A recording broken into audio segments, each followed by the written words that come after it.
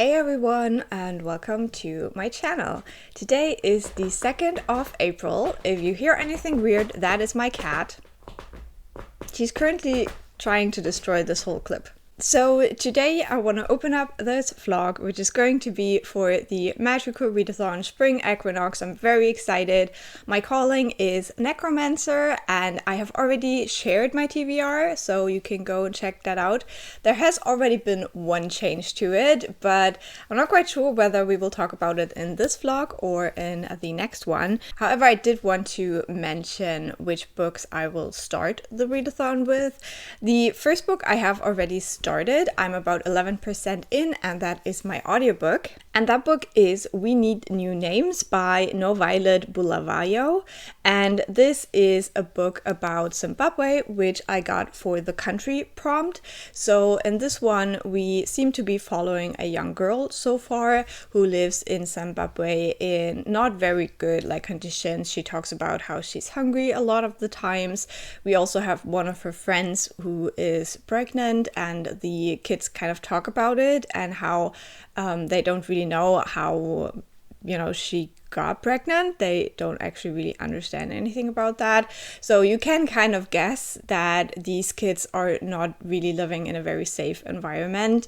And at the beginning of the book, we follow them as they go to a bigger city where more rich and white people live, and them stealing some guavas so they won't be so hungry anymore. So I think we will follow this character through a couple of years of her life probably. And so far, I'm a little bit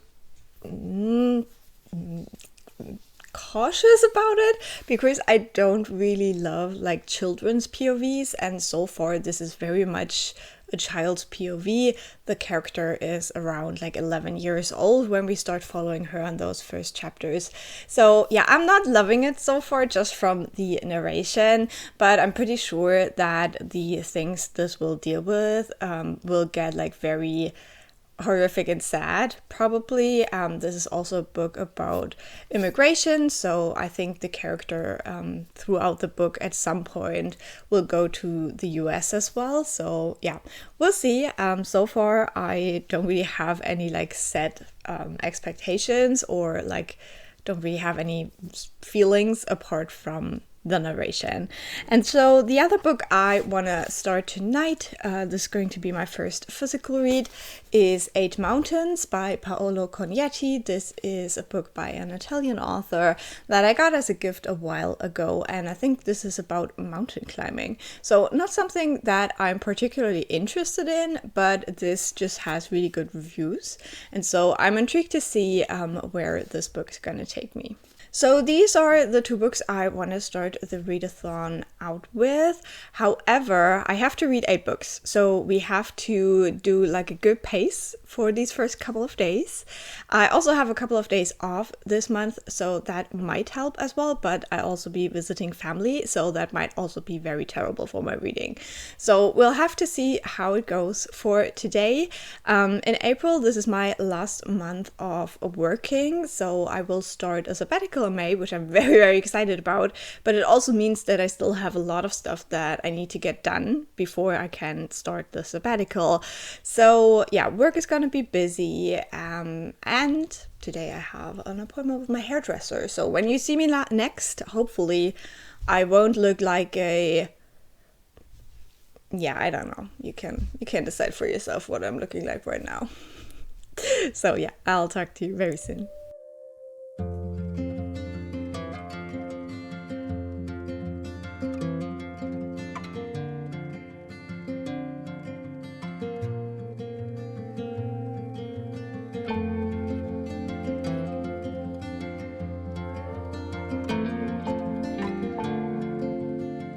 So today is the 4th of April, and if I look tired, it's because I am tired.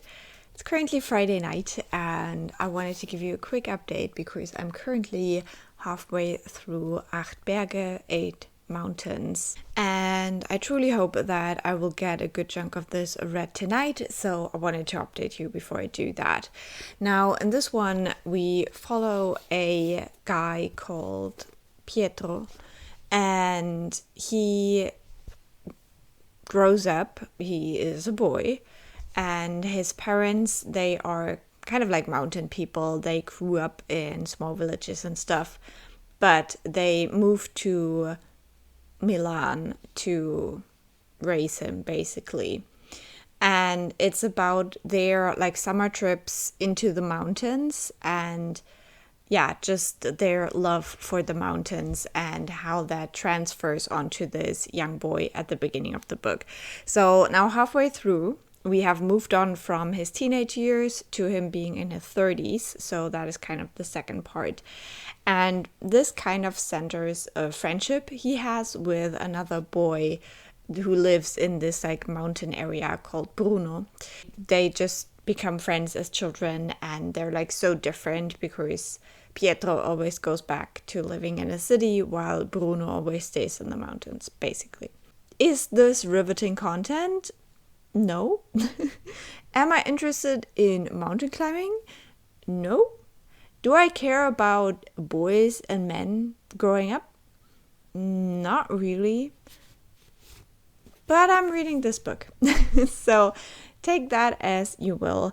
I think this will probably turn out like a 3.5 stars or something like that. But maybe something like really interesting will happen in the second half. We can always be surprised. So let's see about that. I don't know how autobiographical this is for the author.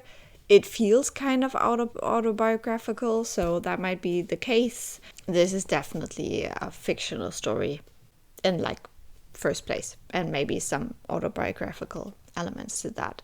So yeah, I'm gonna continue reading this, and I'll let you know how it goes in the end.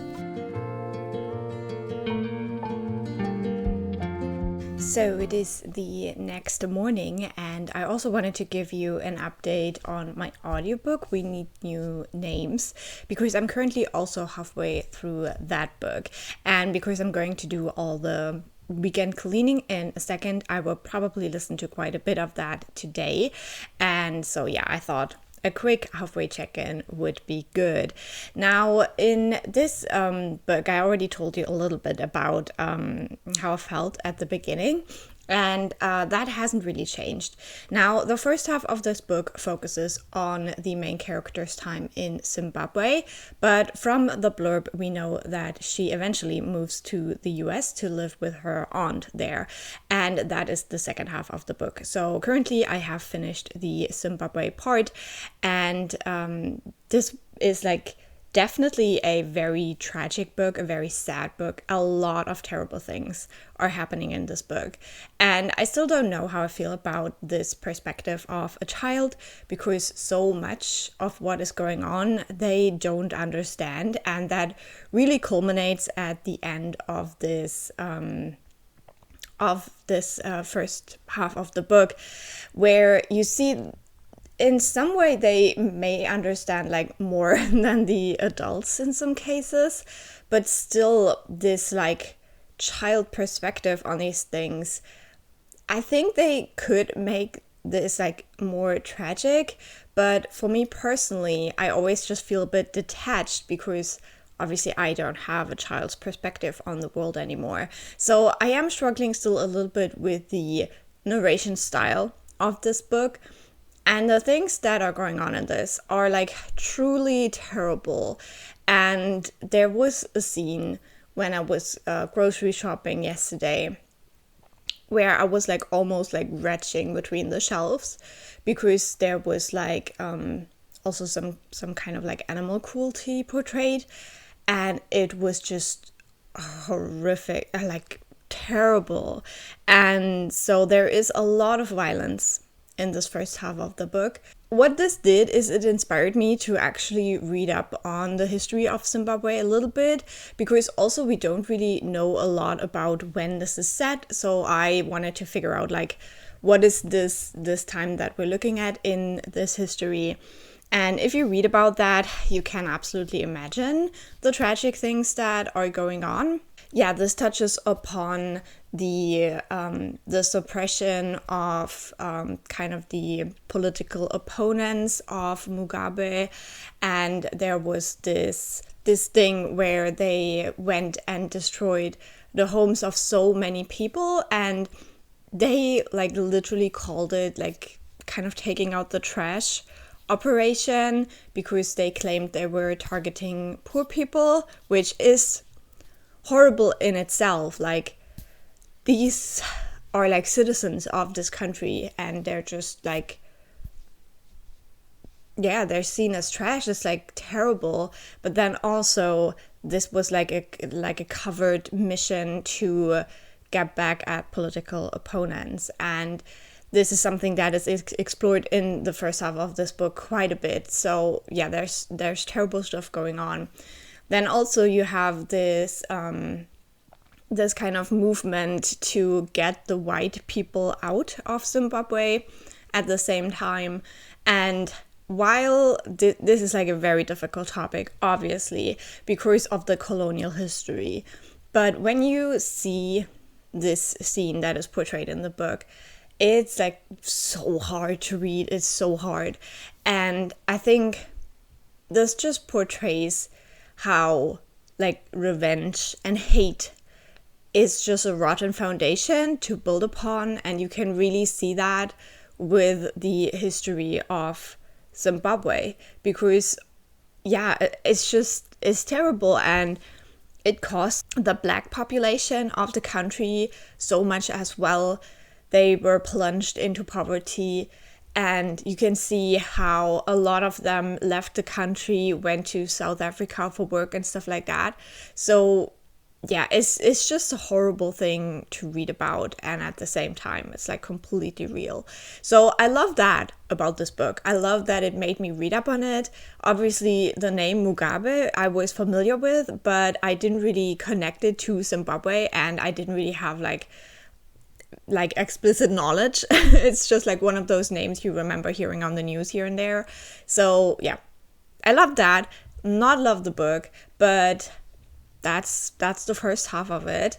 And yeah, we have so much more. Like, there is like mention of like sexual violence, especially in a religious context as well and stuff. So it's like, it's terrible all the way through, but you see it from the perspective of these children who are playing all of the time. And then also something that is mentioned in this as well and explored is the AIDS crisis as well. So I'm intrigued to see where this goes in the second half of the story now, because we are now in the US, and it is around like the noughties, the 2000s. So yeah, we'll see. I'm intrigued, but also like I'm not loving it, you guys. I'm not loving it, but that's all right. I'm going to continue on, and I think I might finish it quite soon, just because, as I said, I have a lot of chores today.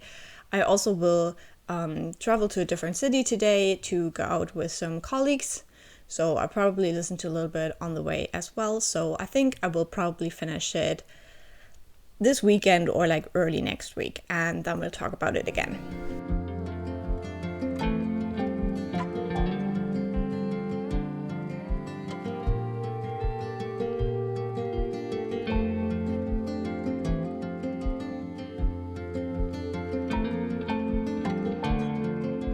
So today is the 7th of April, and I do have quite a bit of a reading update. First of all, I finished my first book. I finished reading 8 Mountains by Paolo Cognetti, and if you hear weird noises, it's the cat right behind me. She's being quite the menace today. Nobody knows why, but she has chosen violence today. And yeah, I finished this book. I decided to give it 3.5 stars. I think if I would have to sum this up, it's basically that men need therapy in the mountains. And that's it. She's literally behind me trying to eat a term paper that I have to grade. I don't know what to do about this. I really don't. So yeah, this was an interesting read. It's not one that I would have chosen for myself, but I did like enjoy the writing style. I think the writing was quite beautiful. It's just that the way that this is a book about male friendship. I think I just don't have a really good like connection to this topic. So for me, some of this was just a little bit like, just talk to each other. Like, don't just sit there in silence and be all manly, just talk. So yeah, even the ending, like, didn't really impact me, I guess, even though it's kind of like a dramatic ending, but it's not written in a dramatic way. I also wasn't quite sure whether this was kind of autobiographical or just completely fiction. So I don't know if the author went through something similar or whether this is just a tale that he came up with. So yeah, I don't know. I had an okay experience with it, but it's not a book I would have chosen, and it's not a book I would really recommend. But if you are into like mountain climbing and male friendship and just the way that men are just not taught to talk to each other, and also maybe that feeling of like living out of your time, like you've just have been born like too late for the life you want to live, kind of, that's what this book is about.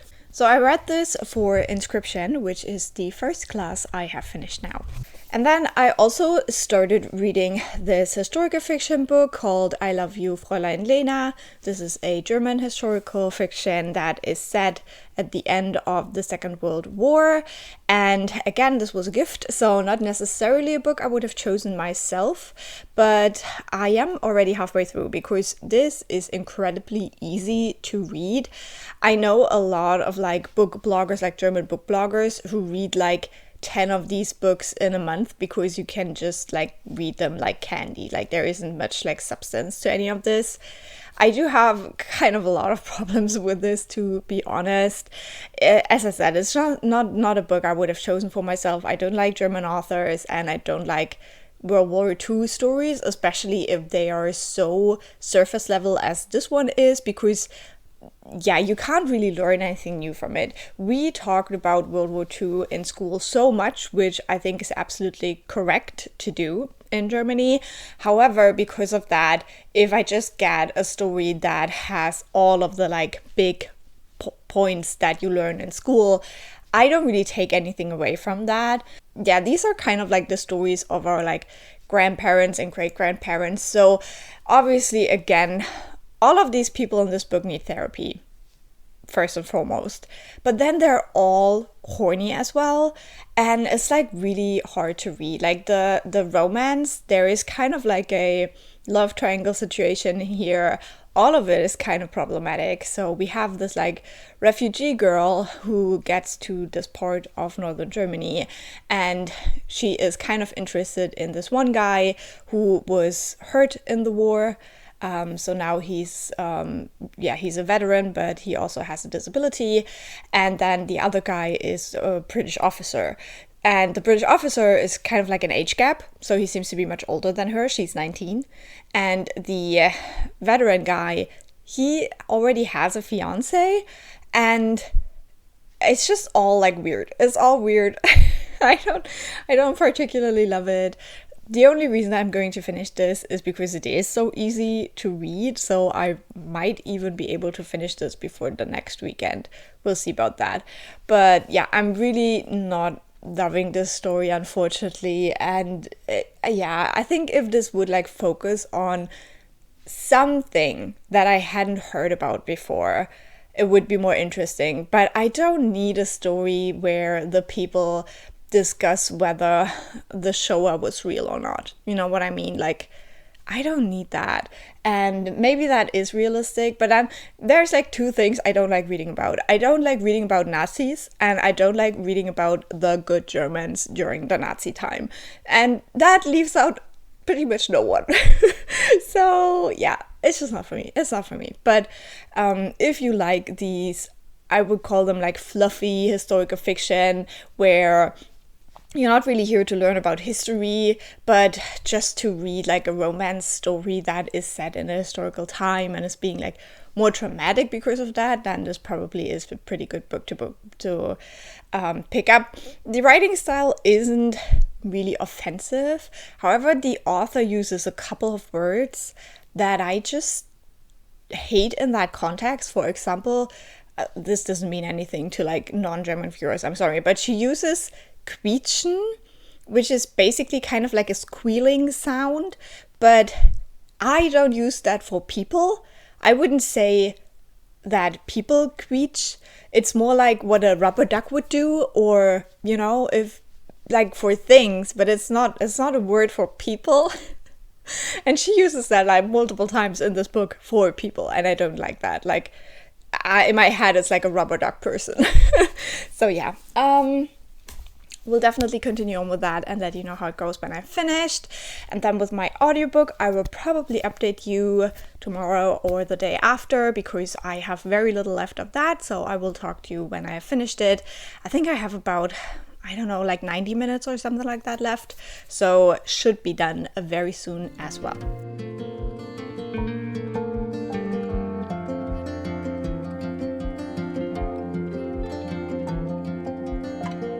So today is the 11th of April, and I haven't updated you in a while. I had a really busy week, so the kind of update that I'm doing today is a couple of days old, actually.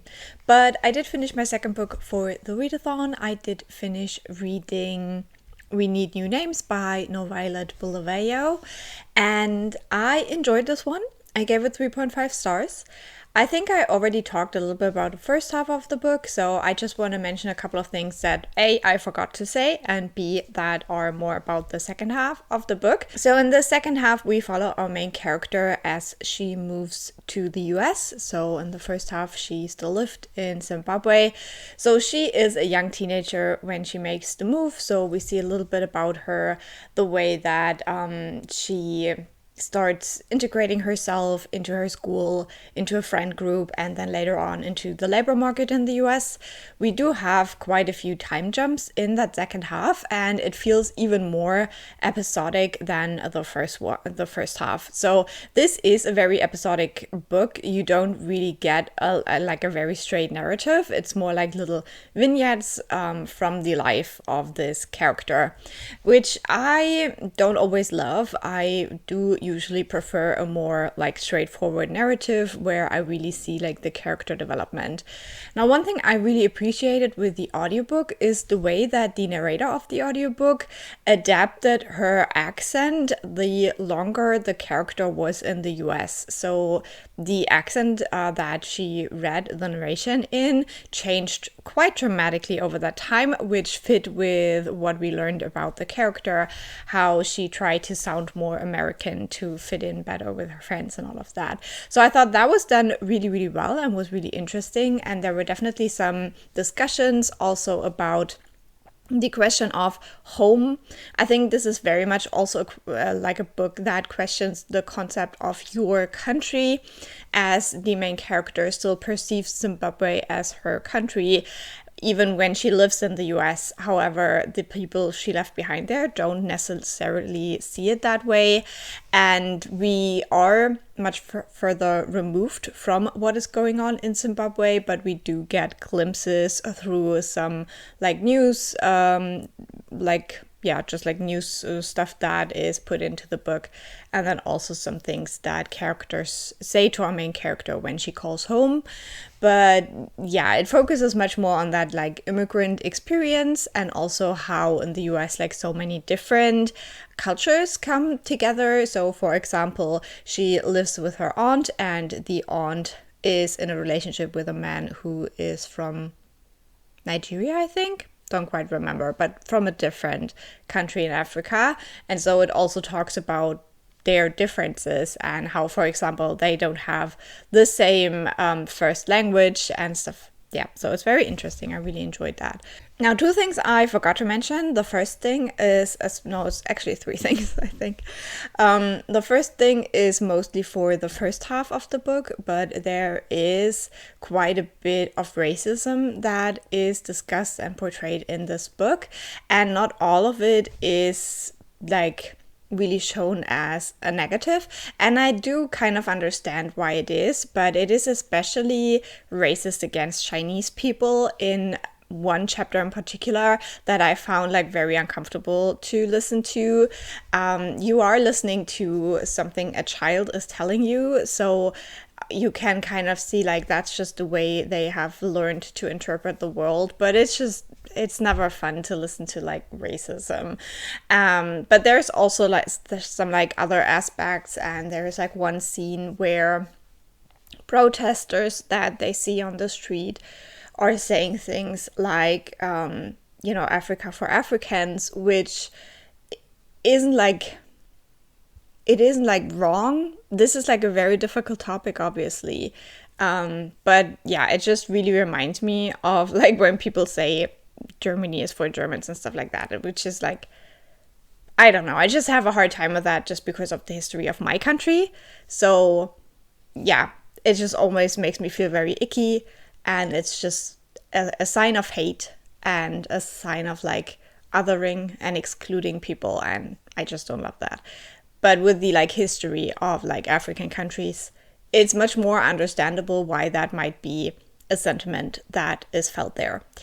The other thing is that this can also be very fat phobic. So especially then in the part that is set in the US, there is a lot of focus on bodies, on fat bodies, and yeah, just like a very fat phobic aspect to the story, which again kind of makes sense. It also appears a little bit in the beginning of the book where our main character is a child that grew up hungry. So having a bigger body for her is like a very strange concept.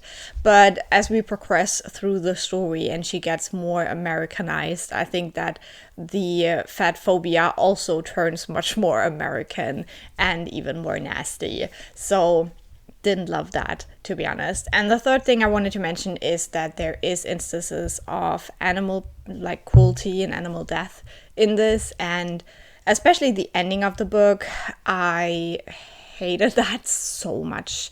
Did it serve a purpose? Maybe. Is it probably something that happens more often in non-Western countries where people don't have these like very emotional relationships with pets and stuff? Probably. But yeah, reading about it still wasn't fun.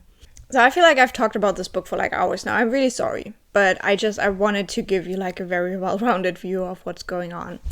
Apart from that, I don't really have an update. So I started my next audiobook, which is The Sky on Fire by Jenn Lyons. Getting the Jenns confused again.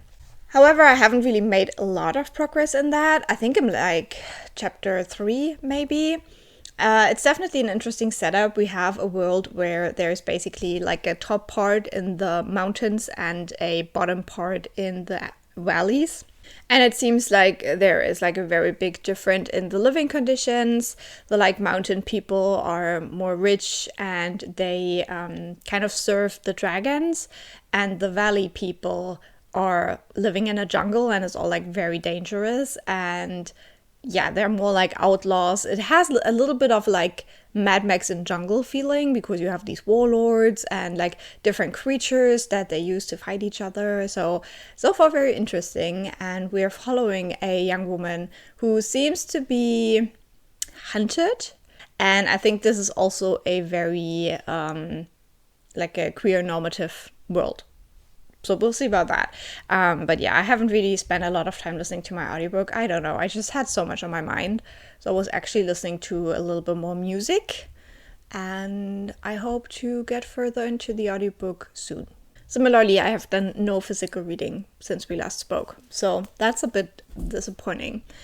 But again, tonight there will be some Patreon sprints that I will be watching. So I hope to make some progress.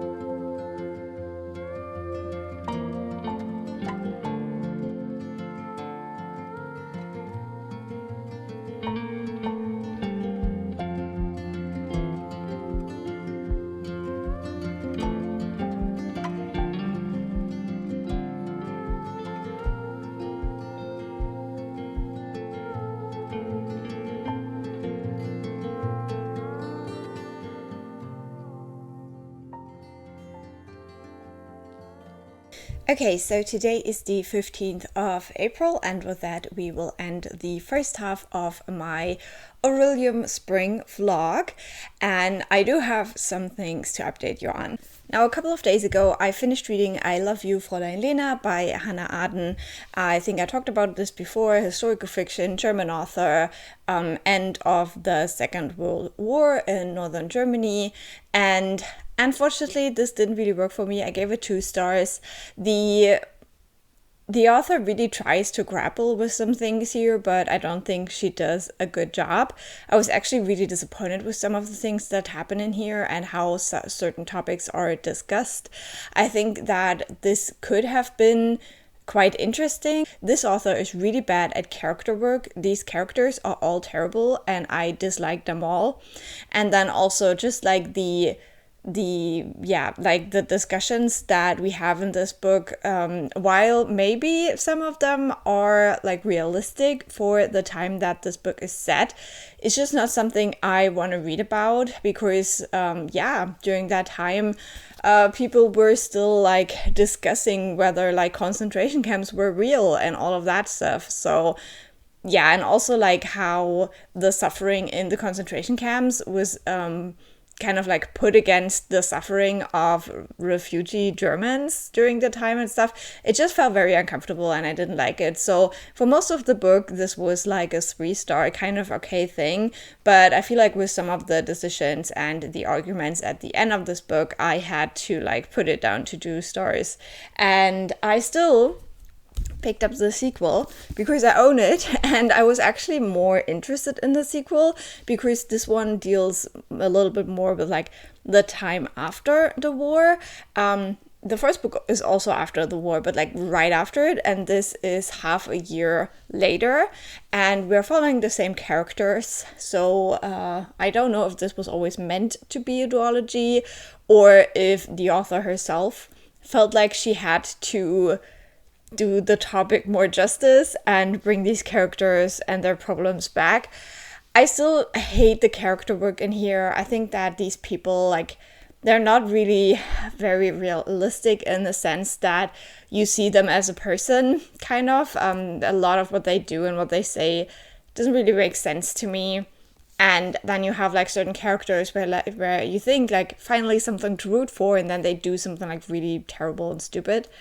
So I have 70 pages of this left, currently 60 pages.